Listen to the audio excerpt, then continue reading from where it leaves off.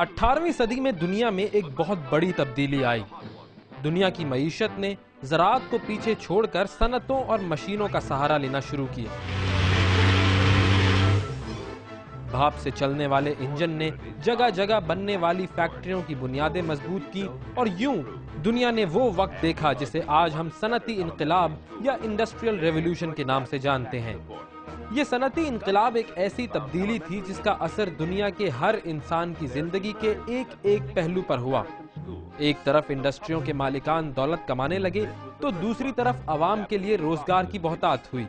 مگر دولت کے اس کاروبار کو مستقل چلتے رہنے کے لیے ایک خاص چیز کی ضرورت تھی۔ جب سے انسان کو یہ انڈسٹریل سوسائٹیز کو اس بات کا احساس ہوا کہ ہمیں ایک پوری نسل چاہیے، پوری پود چاہیے جس کو جو کہا جائے وہ کرے، جہاں کہا جائے یہاں بیٹھو تو وہ بیٹھا رہے، جہاں کہا جائے کہ اب ہلو مت یعنی، اور یہ کہ تم سے کہا گیا کہ 10 بجے تک تم یہ بات سوچو اور 10:01 پر تم یہ بات سوچو تو وہ ایسا کر لے۔ اس قسم کی ایک کمپلائنٹ، ایک حکم کی تعمیل کرنے والی، ایک بات کو سننے والی فالوور گروپ کی ایک جنریشن کی ضرورت تھی، ورنہ یہ مشینز اور یہ کام چلتا نہیں۔ تو اس اکانومی کو سپورٹ کرنے کے لیے ایک ایسی اسمبلی لائنز کی ضرورت تھی جس کے اندر سے ڈھلے ڈھلائے لوگ نکلیں۔ کچھ ان اسکولوں سے نکلیں وہ کلرک بن جائیں، کچھ ان اسکولوں سے نکل جائیں وہ سپروائزر بن جائیں، کچھ ان اسکولوں سے نکلیں اور وہ بیوروکریٹس بن جائیں، کچھ ان اسکولوں سے نکلیں وہ بزنس کے مینیجرز بن جائیں۔ تو جناب اسکولز ایجاد کیے گئے تاکہ بچوں کو یہ سبق سکھایا جائے بہت ٹھیک سے۔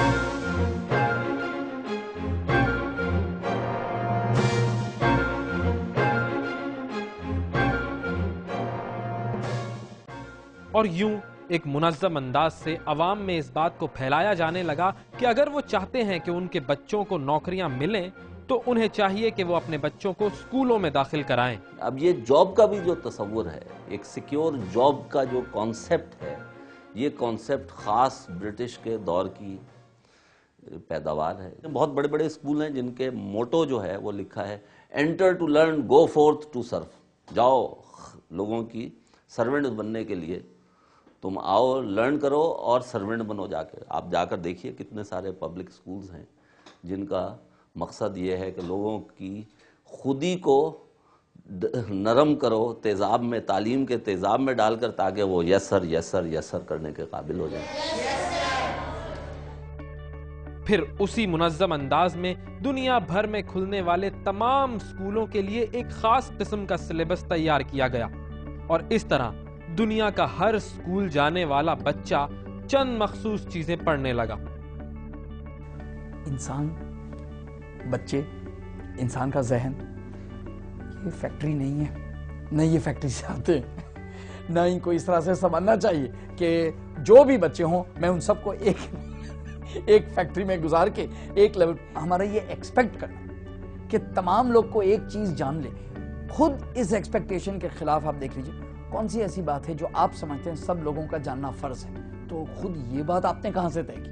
یہ حق کہاں سے ملا؟ آج ہم جس دور میں رہ رہے ہیں وہ انفارمیشن ایج کہلاتا ہے،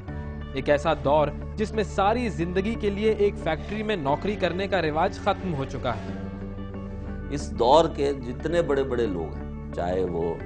بل گیٹس ہو، چاہے وہ ڈیل ہو، چاہے وہ اسٹیو جابز ہو، یہ سب لوگ آپ دیکھیں گے یہ وہ لوگ ہیں جنہوں نے اپنے کالج چھوڑ دیا، they dropped out of the college and they did things on their own۔ کیونکہ آج کل جو اکانومی میں out of the box thinking کی ضرورت ہے، کریٹیوٹی کی ضرورت ہے، تو ایسی سچویشن میں ڈھلے ڈھلائے بنے بنائے لوگوں کی ضرورت اب نہیں رہ جائے گی۔ اب جو نیا زمانہ آ رہا ہے اس میں ضرورت ایسے لوگوں کی ہے جن کے اندر انیشیٹو ہو، جن کو یہ نہ بتانے کی ضرورت پڑے کہ تم یہ کرو اور یہ نہ کرو، وہ خود سے اپنا کام بنائیں، خود سے سیکھیں،